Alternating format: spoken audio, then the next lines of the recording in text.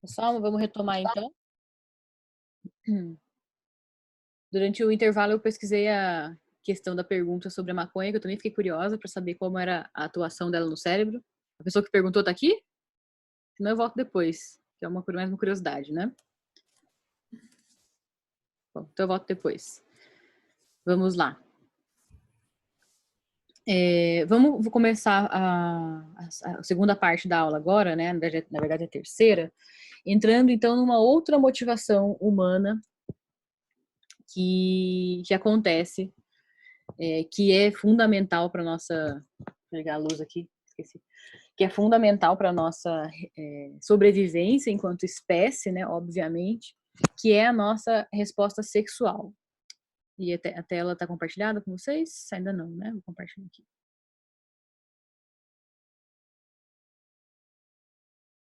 Então, o nosso comportamento sexual, e aí lembrando, né, eu tô falando sempre enquanto espécie, tá? A gente pode olhar para isso e falar assim, nossa, mas eu não me sinto assim, eu sou diferente. A gente tá falando em termos de maioria, né, das pessoas da espécie humana. Mas outra coisa, então, que nos motiva muito, né, de acordo com o que a gente vai estudar, e mesmo, né, o que a gente consegue observar na nossa comunidade, é a questão da sexualidade humana, né? O estímulo sexual é algo que nos motiva muito, porque, em especial, né, a espécie humana como um todo, porque é isso que vai garantir a nossa existência enquanto espécie. É por causa de a gente ter tido, né, alto interesse sexual que a gente hoje está aqui para contar essa história. Então, primeiramente eles explicam, né, cada fase, né, da estação até o orgasmo e a resolução de uma atividade sexual, mas eu não vou entrar nesse detalhe agora. Não vou entrar mais na parte mais biológica também, né? Mas quando a gente pensa nos comportamentos sexuais humanos, nas diferenças, por exemplo, né, de gênero relacionadas ao sexo, elas muito também respondem às questões evolutivas, né? A gente evoluiu para ter esses comportamentos porque foram comportamentos que garantiram a gente estar vivo hoje para contar essa história. Vou tirar o áudio de vocês, me desculpem, gente, só para não atrapalhar.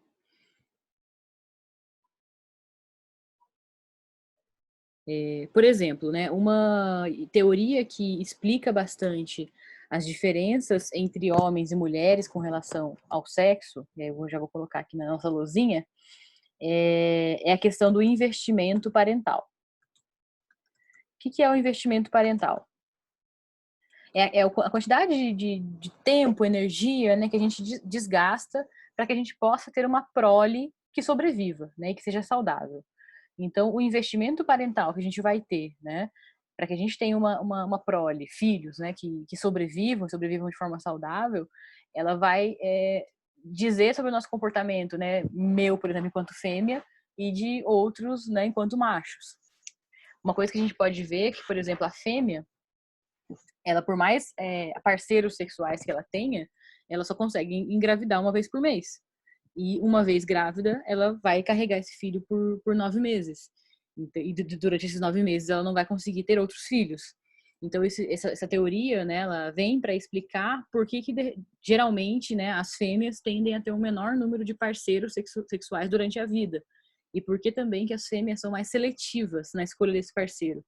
Porque engravidar desse parceiro significa ficar, né, sem poder ter filho de outro durante muito tempo. É como eu falei, né, hoje em dia a vida é moderna, a gente evidentemente não fica pensando nisso, né, a gente não tem nosso interesse sexual ligado diretamente à questão de ter filhos, mas vamos pensar que o nosso corpo, né, evoluiu para isso. Então a gente acaba se comportando de uma forma que a gente nem sabe por quê, porque a gente tem essa herança genética. Né?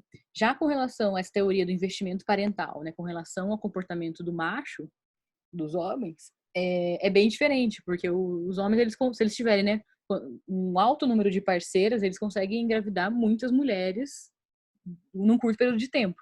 Eles não precisam, né, esperar uma quantidade de meses, talvez possa até no mesmo dia, né, conseguir engravidar muitas mulheres. Então, devido a essa característica da reprodução humana, é mais frequente, né, que os machos humanos tenham mais predisposição para atividade sexual e menor seletividade entre as parceiras e maior número de parceiras durante a vida. Então, isso explicaria um pouco desse comportamento. É claro que tem fatores culturais também, a gente já vai entrar neles, mas biologicamente seria essa a explicação das diferenças, né, no comportamento sexual entre homens e mulheres. Pelo menos no que se refere a essa questão de número de parceiros, né, e seletividade de parceiros. Vou escrever aqui.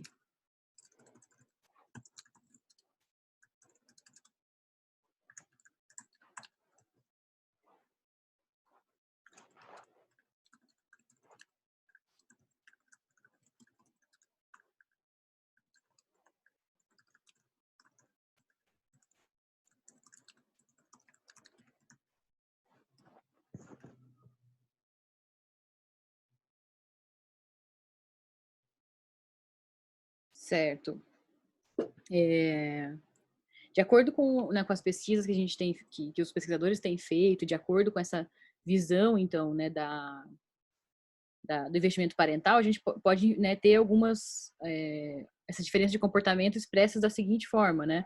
Em geral, né, os homens pensam mais em sexo do que as mulheres, isso não sou eu que estou falando, só a pesquisa aqui, né, do Baumeister, tem Catanese e Vols, e por sinal, gente, todas as pesquisas citadas aqui, algumas eu tive curiosidade de ver, elas estão no final do livro, nas referências, então vejam que ele sempre traz referências, que são de pesquisas, né, de livros que foram escritos sobre esse tema. Então, os homens tendem, né, a pensar mais em sexo do que as mulheres, iniciar a vida sexual mais cedo, terem fantasias sexuais mais frequentes e variadas, e também maior propensão, né, a assistir, apreciar material pornográfico, se masturbar mais do que as mulheres, também maior probabilidade de ter casos extraconjugais. E como eu falei, né, estamos falando a princípio da tendência biológica para isso acontecer, mas a gente também sabe que existe uma influência cultural sobre esses comportamentos, né? Sobre aquilo que é permitido e esperado do homem, né? E aquilo que é permitido e esperado da mulher, né? Dentro da sociedade. Mas com relação à biologia, essa teoria explicaria essas diferenças entre os padrões de comportamento, né? Vou passar, esses gráficos, eles sempre vão explicar para a gente, né, de algumas pesquisas que foram feitas, que ilustram isso que a gente está falando, que ilustram não, né, que na verdade, assim, explicam o porquê do que a gente está falando, mas eu não vou conseguir me deter em todos nesse momento. A gente vai passando.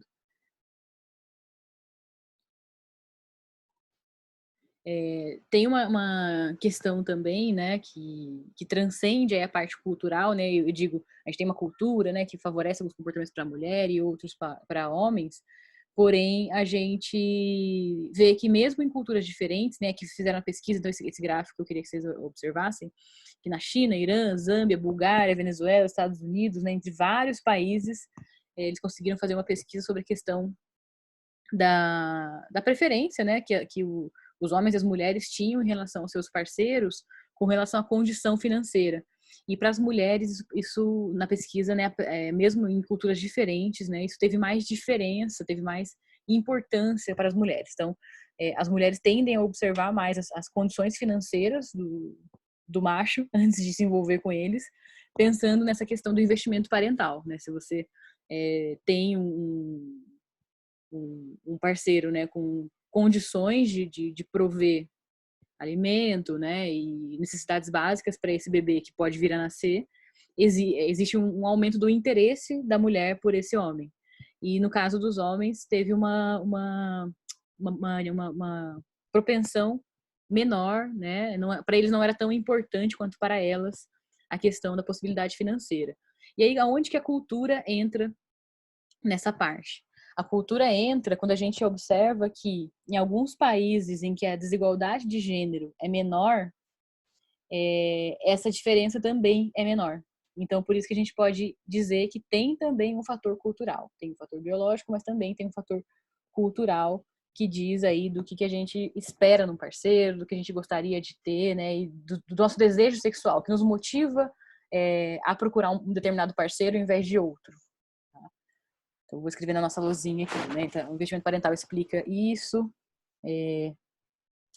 A questão financeira do parceiro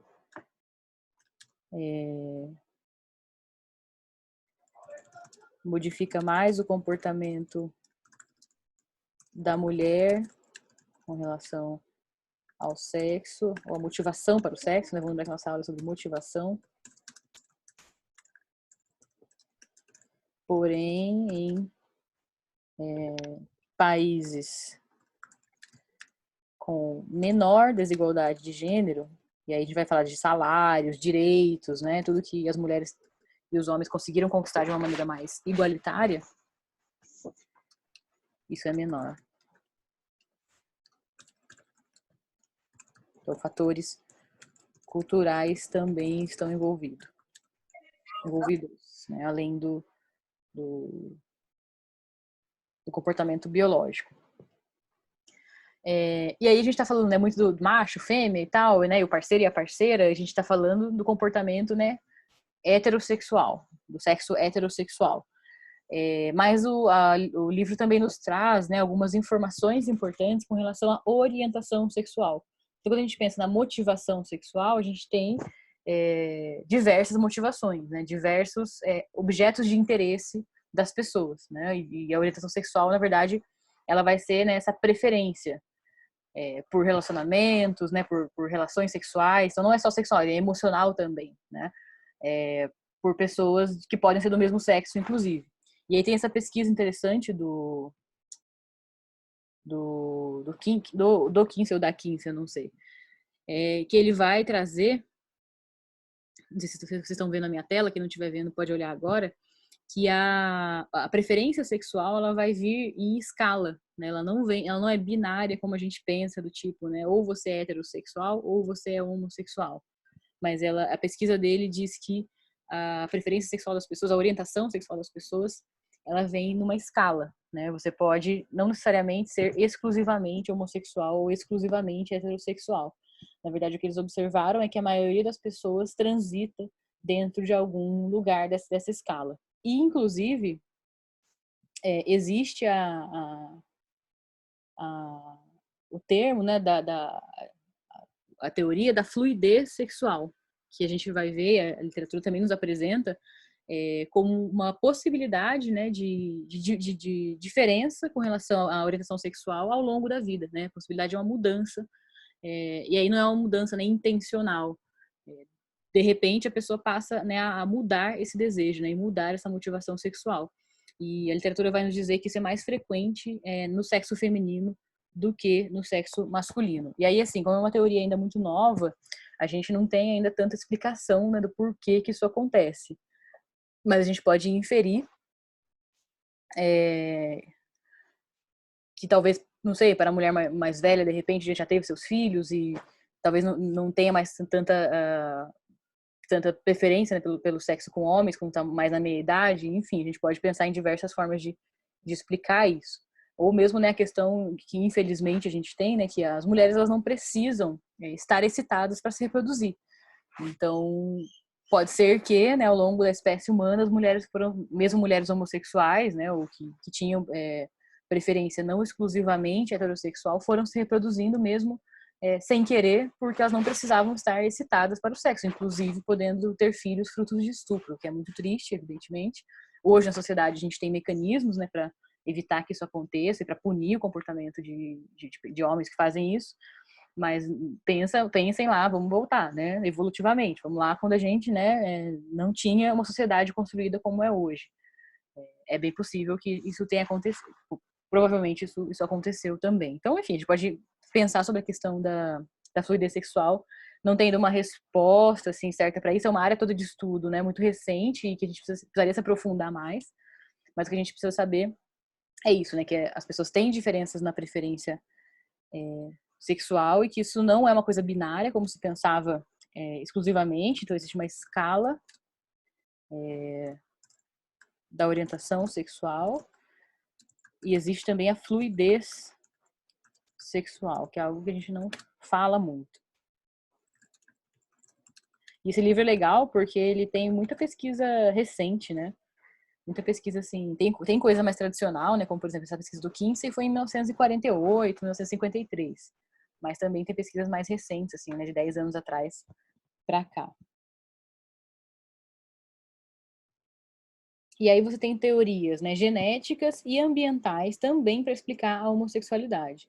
A gente sempre vai ter na psicologia, né, como eu já falei algumas vezes para vocês, essa dualidade entre duas ideias, né? Então você pensar que pode ser biológico ou pode ser ambiental é mais uma dessas dualidades, né? E que a gente vai ver geralmente que não é só uma coisa ou outra. Ou não, a gente pode fazer pesquisa também e identificar que um desses fatores tem mais propensão, mais relevância diante de algum comportamento específico. Com relação ao comportamento homossexual, a questão do ambiente não explica bem esse comportamento. Todas as pesquisas que eles fizeram para tentar associar, né, a história de vida da pessoa com a preferência sexual não foram pesquisas bem sucedidas, né, não conseguiram comprovar isso. Antigamente acreditava-se que, né, por exemplo, um menino que é criado muito próximo da mãe, que tem um pai fraco, etc., que isso poderia causar o comportamento homossexual. E isso não foi comprovado. Isso é uma coisa mais do senso comum do que, né, que a ciência conseguiu comprovar. Por outro lado, vou colocar aqui, né? Ops, na minha luzinha. Da homossexualidade. Teorias ambientais e genéticas. Teorias ambientais não conseguiram comprovação. Por outro lado, as genéticas conseguiram ser comprovadas. Novamente, né, igual aquele estudo que fizeram sobre obesidade, pegando casos de gêmeos. Então, gêmeos que são idênticos, gêmeos que não são idênticos e irmãos que são adotivos, né, que nem carregam a mesma genética. Eu estou aumentando aqui de novo a tela do texto para vocês poderem ver aqui esse gráfico. Quando você tem irmãos adotivos, né, que compartilham 0% da carga genética, tanto entre homens quanto, né, mulheres, não passa de 11% a coincidência deles com relação a ser gay, né, o percentual de familiares com orientação sexual gay. Quando você fala de gêmeos fraternos, que são gêmeos que não são idênticos, você tem aí, geralmente, eles têm 50% da carga genética compartilhada, você tem um número um pouco maior dessa consonância, né, de irmãos que ambos, irmãos ou irmãs, que ambos são gays, mais ou menos aqui entre mulheres, né, 18, talvez 17%, e homens 22%, por aí. E aí, quando você vai ver, né, os gêmeos idênticos, que é aqueles que a gente estava falando, que tem a mesma carga genética, como se fossem clones um do outro, você tem aqui, né, mais de 50% no caso dos homens e, né, perto de 40%, perto de 50%, né, 48%, 49% das mulheres que compartilham a orientação sexual com as suas irmãs gêmeas e irmãos gêmeos. Então, é mais uma pista que a gente tem, é mais um dado que a gente tem de que o fator genético ele parece ser mais, né, responsável pela orientação sexual das pessoas do que alguma coisa que você adquiriu na sua história de vida, né?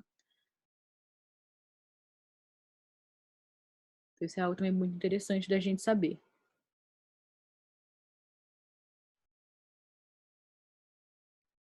É...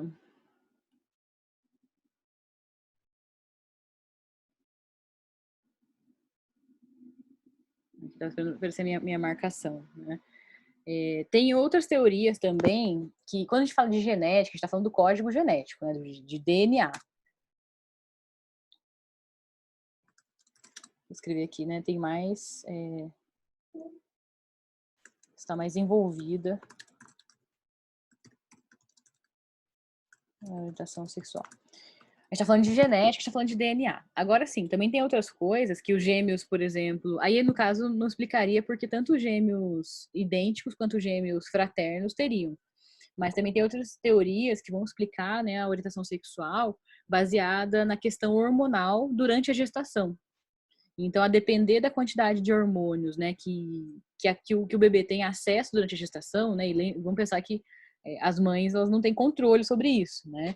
Tem apenas alguns casos em que tem doenças ou que tem algum tratamento em que a mãe faça hormonal em que isso fique mais evidente. Mas tem pesquisas que sugerem que a quantidade de hormônios que o bebê teve acesso durante a gestação também vai ter uma influência sobre a questão da orientação sexual. Só que se fosse só isso, vocês concordam que tanto o gêmeo idêntico quanto o gêmeo fraterno, né, os dois vieram da mesma barriga, teriam proporções mais parecidas de orientação sexual? E a gente está vendo, né, no gráfico, a gente acabou de ver que não, que os gêmeos idênticos têm maior propensão de compartilharem esse traço genético. Então, isso é uma coisa que poderia explicar, mas não parece ser só isso, né? Parece que a parte genética tem mais peso. Então, vou colocar aqui, né, dos fatores também de exposição hormonal durante a gestação.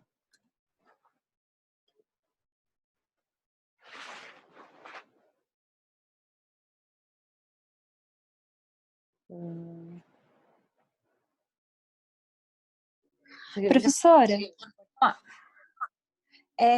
eu não sei se a senhora pode ver isso depois. Eu sou homossexual e essa escala 15, uma vez, foi problematizada dentro de um estudo. É uma escala muito antiga, né? De 1900 e alguma coisa. sim.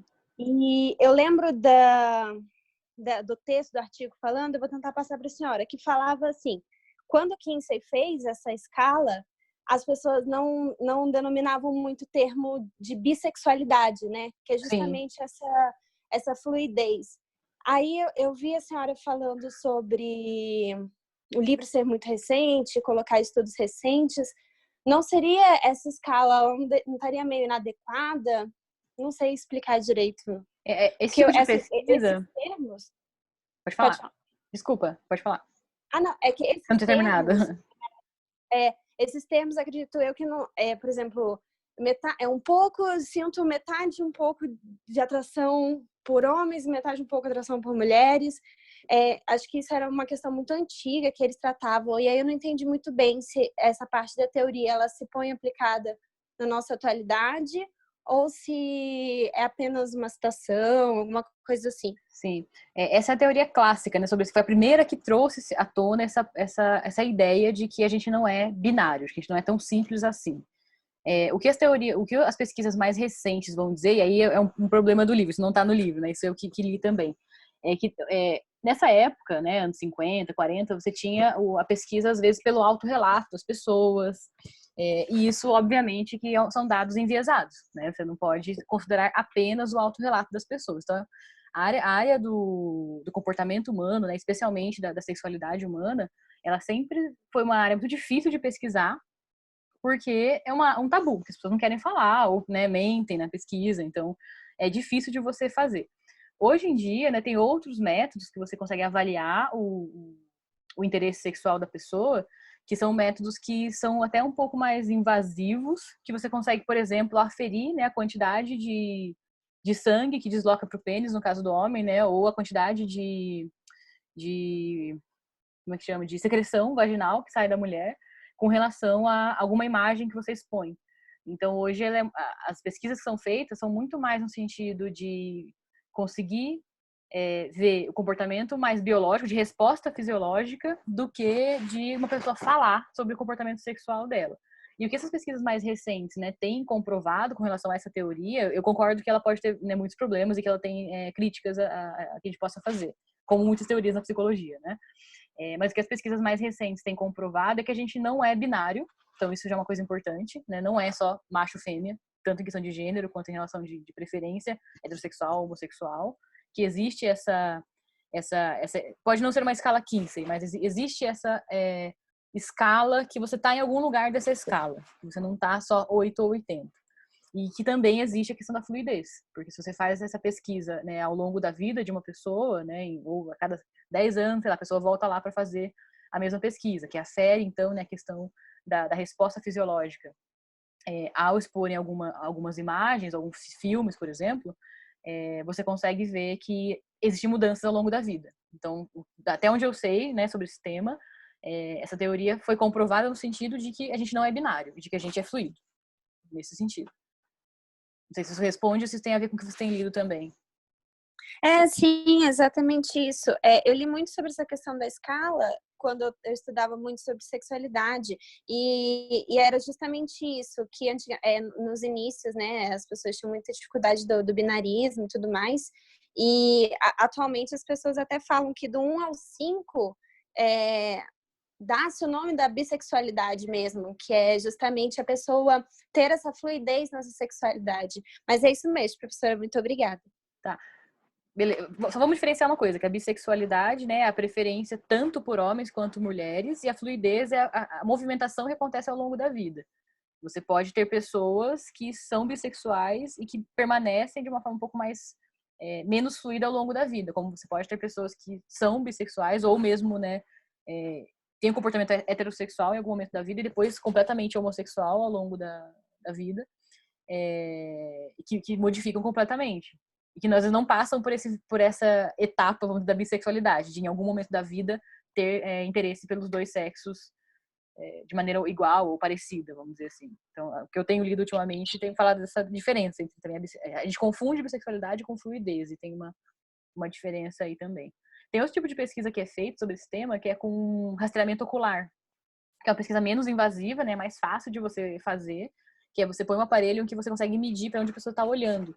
E aí você, por exemplo, pode pôr foto, né, de diversas pessoas, de diversos gêneros diferentes, e você ir vendo, né, os participantes para aonde mais detém o olhar deles, né, para onde mais eles olham, que sugeriria onde eles têm mais interesse, né. E aí isso você casa com a questão da entrevista, com a questão às vezes do teste da resposta fisiológica.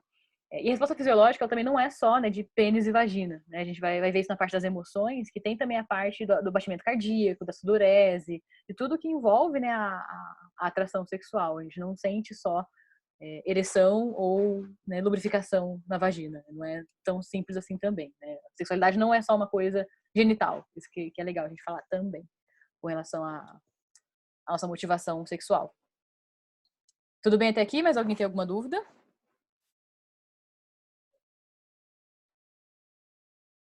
Vamos lá.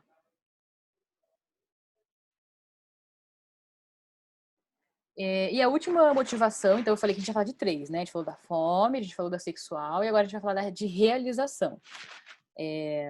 Na motivação de realização, ela é aquela, então, né, que faz com que a gente queira vencer um desafio, né, sobrepujar os outros, alcançar um padrão superior de excelência. Então veja que ela já não está mais tão ligada assim à sobrevivência.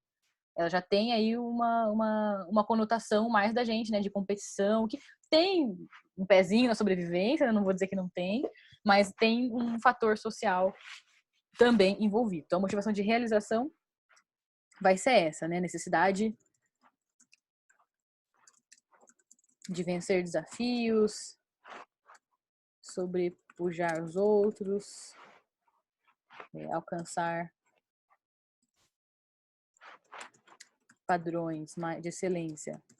A exemplo que a gente estava falando, né, o subir o Everest. Então aqui é que vai estar, como a gente já tinha, né, inferido muito bem, quem chutou isso, né, já fez uma análise interessante aí, que vai estar mais ligada, né, aqui. Então a motivação ele define como essa faísca, né, essa ignição para a gente poder criar, para a gente poder trabalhar, para a gente poder ser líder, para a gente poder progredir cientificamente. Então, muito provavelmente o que faz você estar hoje fazendo um curso superior não é uma motivação biológica, é uma motivação, né, de excelência, de querer aprender, querer ter uma profissão.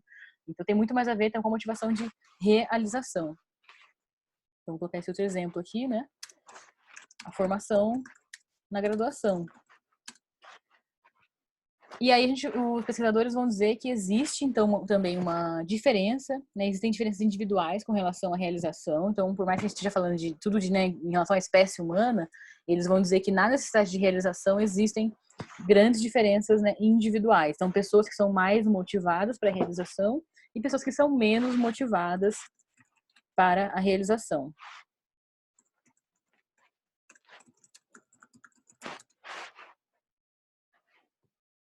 E como é que eles souberam disso? Né? Como é que eles fizeram essa pesquisa? Eles aplicaram um teste psicológico, né, chamado TAT, que é esse teste aqui dessa imagem. Vou aumentar. Que tem esse homem, né, na frente de um papel, com um retratinho atrás, uns livros e tal.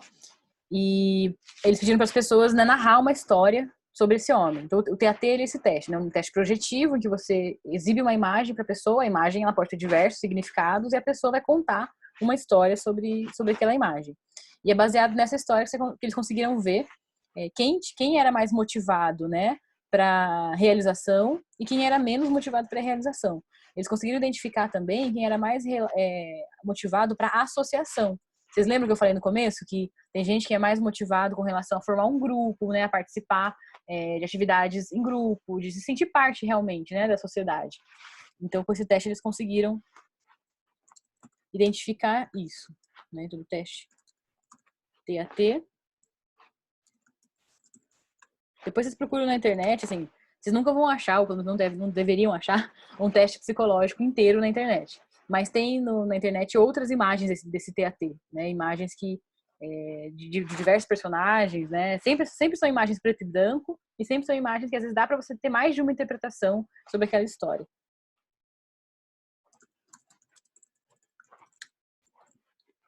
Professora, diga. Qual é o significado de TAT? Teste de apercepção temática. Ok. Vocês talvez vão aprender isso na disciplina de testes. Talvez não aprendam, porque são muitos testes psicológicos que existem, né? Então, a gente, na faculdade, geralmente seleciona alguns e outros a gente ou faz cursos fora ou compra o teste que vem sempre com um manualzinho pra gente estudar e aprender a aplicar. Fernanda, aprende sim. Legal, ótimo. Infelizmente Boa. aprende. Nossa, Aprende é tão legal esse teste. Aprende no terceiro ano. Eu que nem sou psicanalista e gosto desse teste é de projeção. Nossa, é horrível. O difícil de testes projetivos, galera, é a gente fazer interpretações, né? Depois que você tem a resposta das pessoas, a parte de aplicar é fácil. Agora, a parte de você depois analisar as respostas, né, do TAT, de outros testes projetivos, né, HTP, Rorschach e por aí vai, é que é a parte difícil. Teste das fábulas, aí essa que é a parte mais difícil, né? As motivações aí individuais das pessoas, né, para realização. Então, teve a galera que olhou essa imagem e falou assim, né, esse cara aqui tá preocupado com a família dele, olha só o retrato atrás, não sei o quê. Essas pessoas a gente já conseguiu entender, então, que elas tinham uma necessidade de associação, né, um pouco maior. Associação, né, que é de pertencimento a grupo, então teve com família, com amigos, tal. E quem contou histórias, né, com relação mais à profissão, à aspiração desse cara, né? Poxa, ele é um trabalhador, engenheiro, ele vai fazer um projeto e ele vai conseguir ser destaque nesse projeto. Se ele não conseguir, ele vai ficar preocupado. Quem trouxe esse viés mais da realização conseguiu mostrar um pouco mais do que estimula, né, a pessoa que está falando. De que a realização para ela é um fator motivador, né? Um fator importante. E aí você tem, né, prós e contras nos dois modelos, que a gente né, que a gente pode ler aqui no texto. Quem tem mais necessidade de realização pode, infelizmente, né, trabalhar mais, ganhar mais dinheiro, fazer mais coisa, produzir mais, mas também pode ter mais burnout, né, que é uma síndrome aí em que a gente, né, tem sintomas físicos, né, relacionados ao estresse, relacionados ao excesso de trabalho. como irritabilidade excessiva, explosão, né, de humor, mudanças de humor, assim como também Professor, a possibilidade de serem workaholics, né, que são pessoas que são viciadas aí no trabalho. Pode falar. isso está relacionado a uma projeção de desejos ou de anseios? Sim, exatamente. Esse teste, ele avalia a projeção. Ele chama teste projetivo, porque ele vai avaliar a projeção, né? Projeção que é um conceito psicanalítico de como a gente se coloca nas situações, né? Como a gente se vê nas situações, de uma maneira aí até inconsciente. Contudo, a gente pode usar esse teste, mesmo quem não é psicanalista, né? Porque todos os testes, eles são validados, todo psicólogo pode usar, porque eles são validados, né? Então, todo teste para funcionar, ele foi aplicado num grande número de pessoas, teve uma correção, né, uma validação desse teste, e você consegue comprovar, né, por métodos científicos, se esse teste funciona para falar sobre o comportamento daquela pessoa. Então, mesmo eu que não sou psicanalista, não acredito na psicanálise, posso usar pensando que esse teste foi validado, teve um procedimento científico aí para ele. Mas a explicação, né, do porquê que ele existe, quem criou esse teste, foi pensando nesse conceito justamente da projeção, que você muito bem trouxe para a aula. Nas aulas de psicanálise, vocês vão aprender mais sobre projeção. Também não vou me deter muito nesse tema, tá? Então, né, a necessidade de realização, ela pode ter prós e contras aí envolvidos, né? Como a possibilidade de você fazer mais coisas, mas também a possibilidade de você desenvolver doença relacionada a isso, infelizmente. Bom, será que as pessoas que têm mais necessidade de realização, elas se expõem mais em situações mais difíceis, situações mais de risco? O que vocês acham?